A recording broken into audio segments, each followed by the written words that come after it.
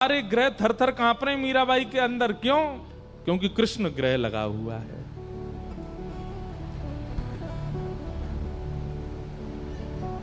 हमारे श्री नामदेव जी महाराज, तुकाराम जी महाराज, श्री ज्ञानेश्वर मौली, ये सब इनके जीवन में कभी ऐसा नहीं सुना गया कि कोई इनकी मंगल की दशा आ गई हो, किसी पे केतु की दशा चल रही हो, किसी पे राहु की दशा चल, इन सब के ऊपर कृष्ण दशा चलती है। कृष्ण ग्रह जहां चलता है वहां बाकी के सारी ग्रह चल नहीं पाते। एक बार हनुमान जी की कुंडली में आ गया शनि।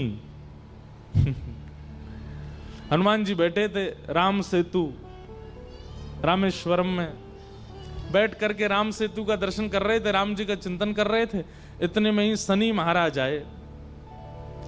हनुमान जी ने कहा, अरे आइए आइए आइए भगवान, आप कैसे आए? बोले भैया अब हम बोरिया बिस्तर सब लेकर के आए हैं, 7.5 साल आपके संग ही रहेंगे। 7.5 साल के लिए आती है शनि की दशा। हनुमान जी बोले बहुत बढ़िया, बहुत दिन हो गए अकेले रहते रहते, बढ़िया एक कंपनी मिल जाएगी, आ जाओ। तो शनि महाराज बोले आपके कौन से अंग में विराजूं मैं? बोले आपको जो बढ़िया लगता हो वहां बैठ जाओ। बोले ऊपर आप हमारे इसलिए नहीं आ सकते क्योंकि हमारा सर्वांगीण अंग राम से अंकित है, राम के ऊपर हम बैठने नहीं देंगे, हमारे इष्ट हैं वो। तो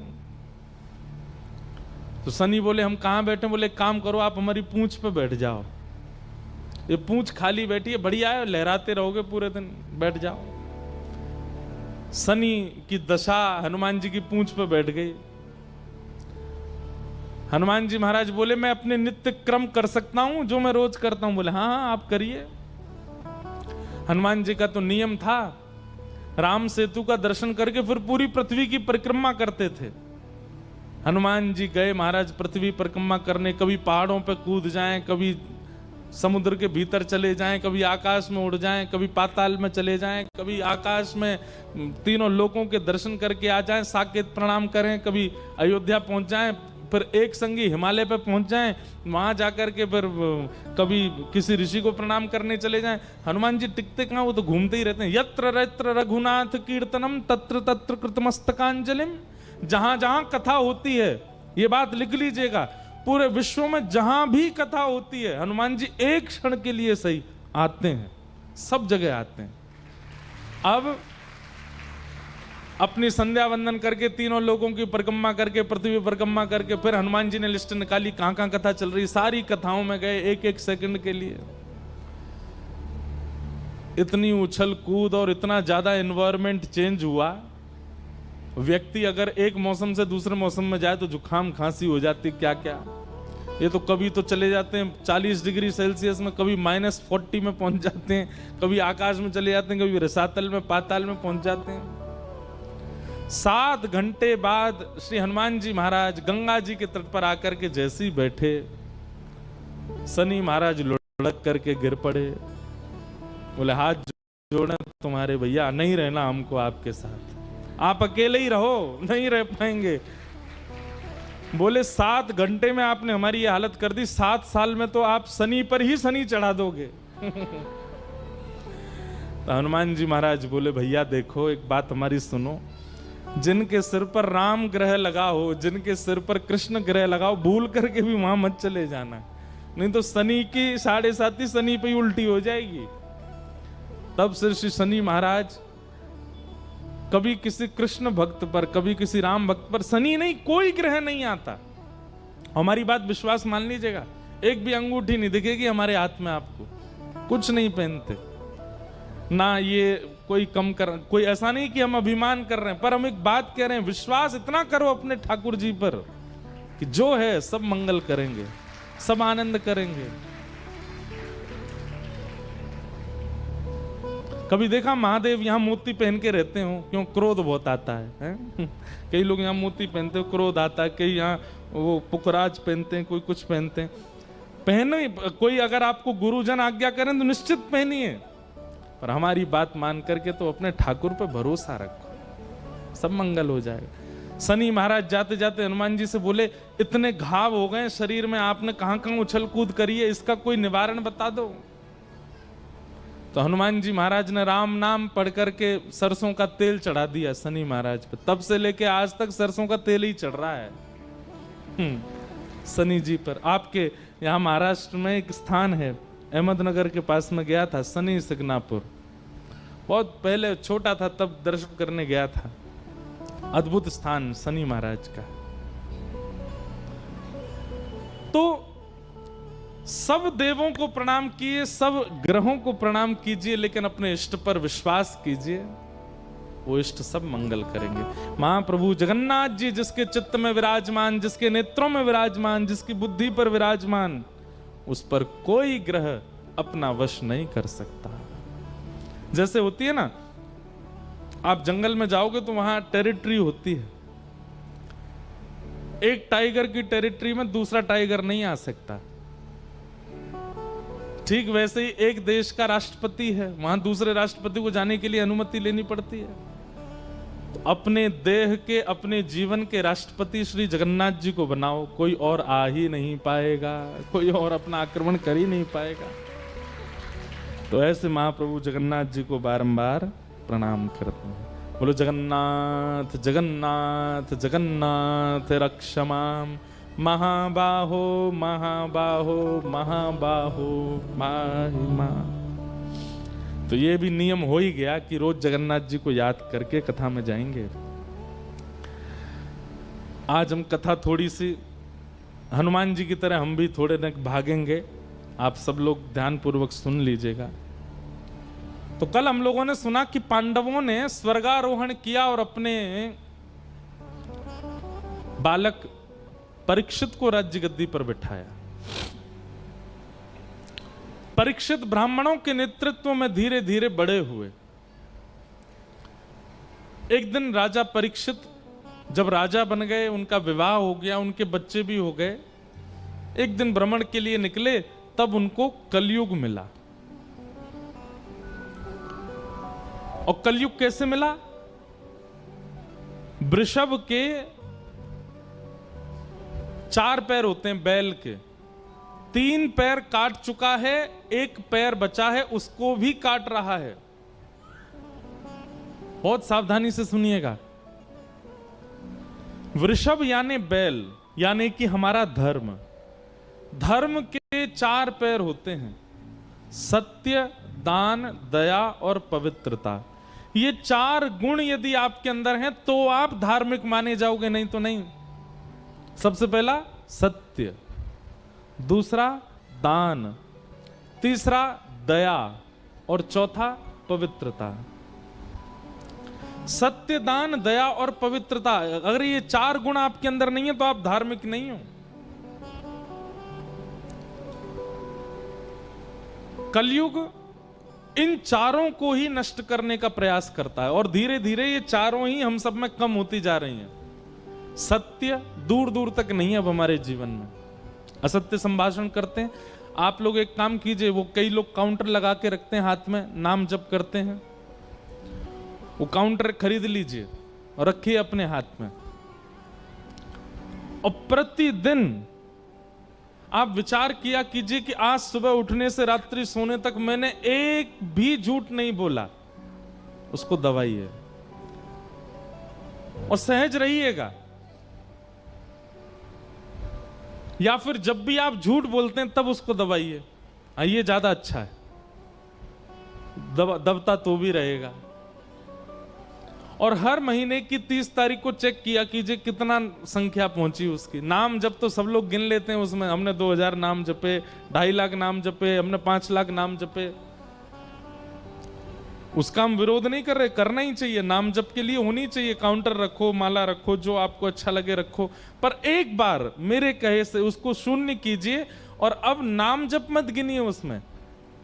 आप असत्य कितना बोलते हैं, जब जब आप असत्य, एक बच्चे को भी आप जब झूठ बोलते हो ना कि अच्छा चल शाम को तुझे घुमाने ले जाऊंगा, झूठ बोल दिया कि शांत हो जाए, तब भी दबाओ। और हर महीने की 30 तारीख को देखा कीजिए, इतना महीने में नाम जप नहीं होता होगा जितना झूठ बोलते हैं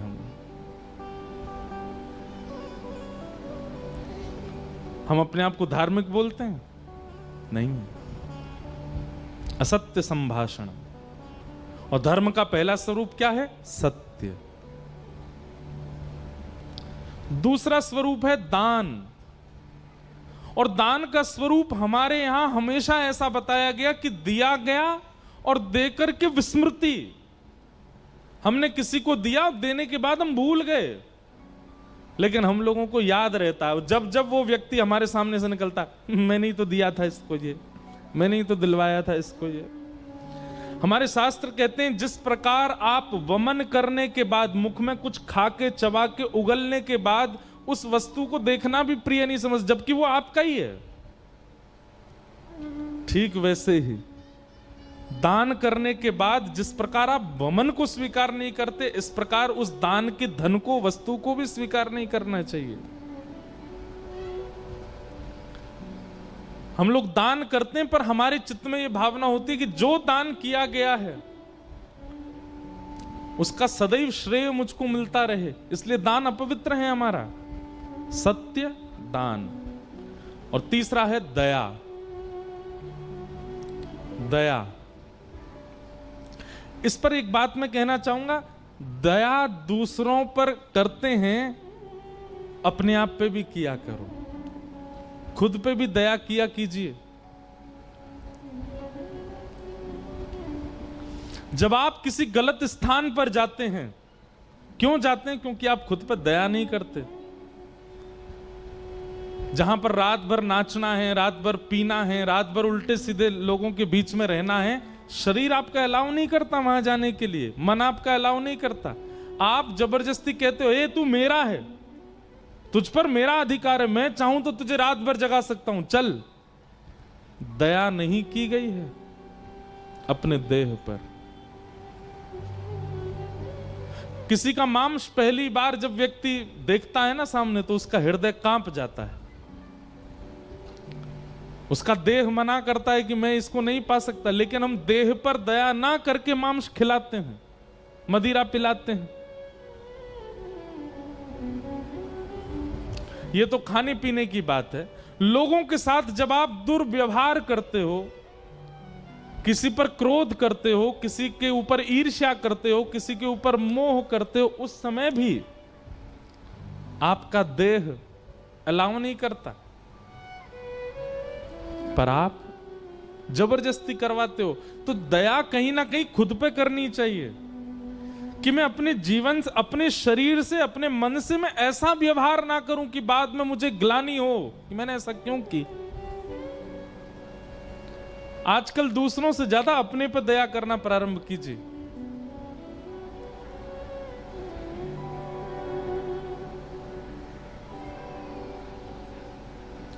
सत्य, दान, दया, और चौथा है पवित्रता। धर्म का चौथा रूप है पवित्रता। पवित्रता के रूप में हम लोग केवल शरीर को पवित्र करते हैं, पर मन, बुद्धि, चित्त इतने अपवित्र हैं कि भीतर कोई झांक के देख ले।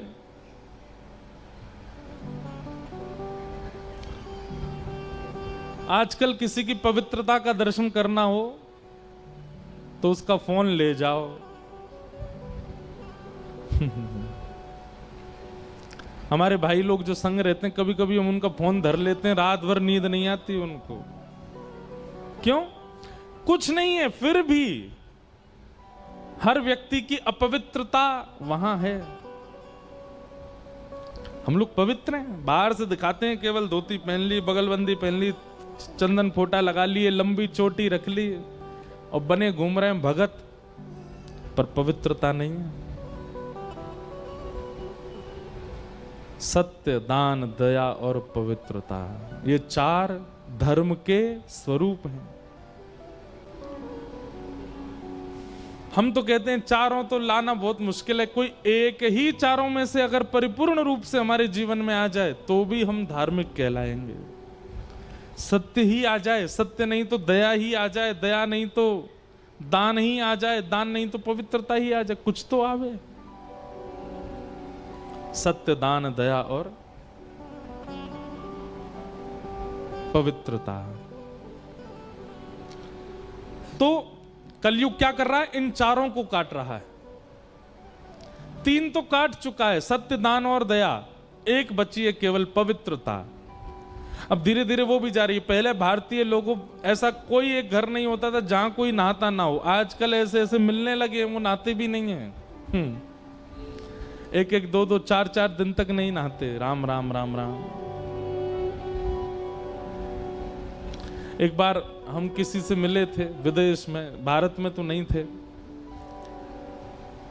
तो हमने पूछा, मैंने कहा आप सुबह कितने बजे ऑफिस जाते हो? बोले 7 बजे। मैंने अच्छा, उठते कितने बजे हो? बोले 6:45 बजे। मैंने कि 6:45 बजे उठ के 7 बजे चले जाते हो आप?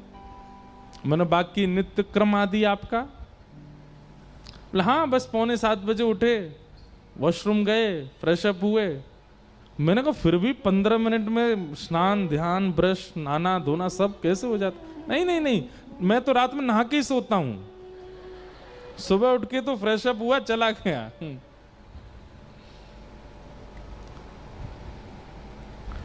कम से कम पवित्रता के रूप में इतना बचा है कि कई लोग रोज नहाते हैं।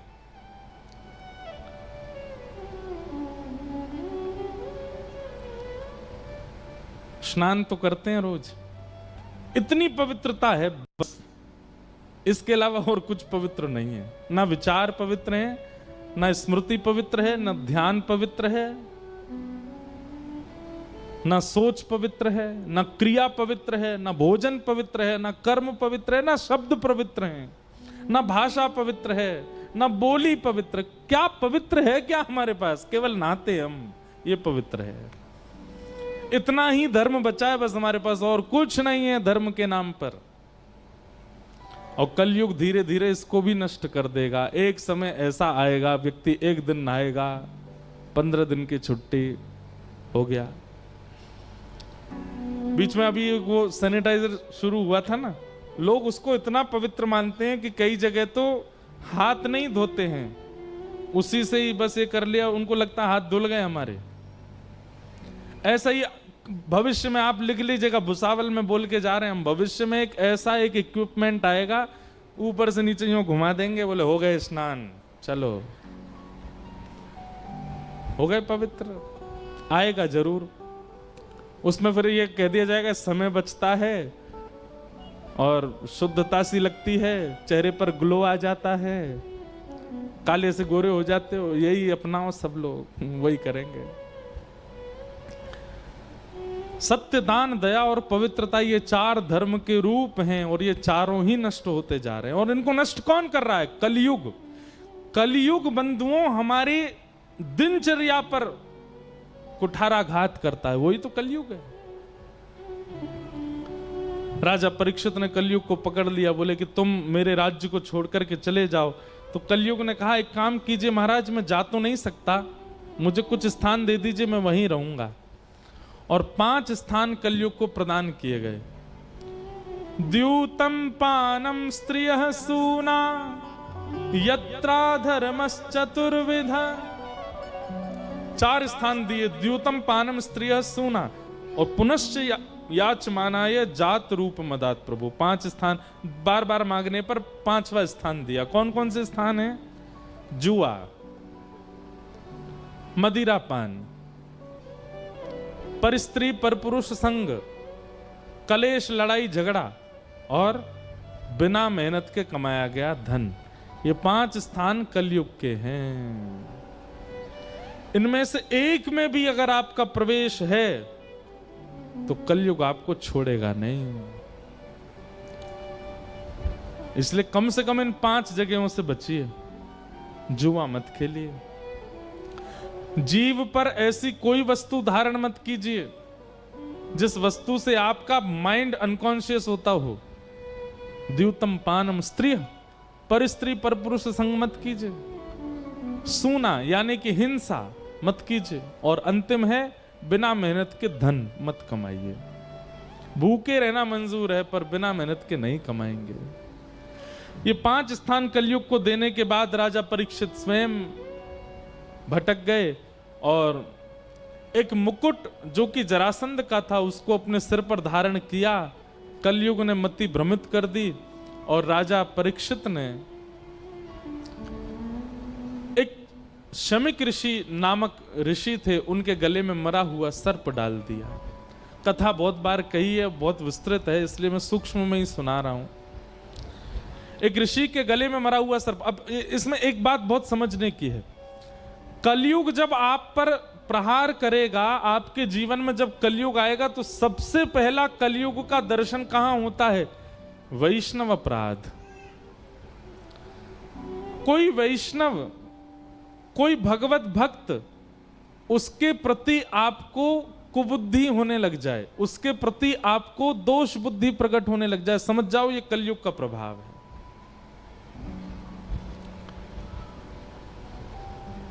कोई भजन करता है, साधन करता है, कथा सुनाता है, मंदिर जाता है, सेवा करता है, अर्चन करता है, और आप उसको जब देखते हैं तो आपके मन में आता है ये तो पाखंडी है, ये तो नौटंकी करता है, ये तो ऐसे है, ये तो वैसे। ये कलयुग का प्रभाव है, सबसे पहला प्रभाव। वही हुआ, राजा परीक्षित ने शमिक ऋषि के गले में मरा हुआ सर्प डाल दिया। ये दृश्य शमिक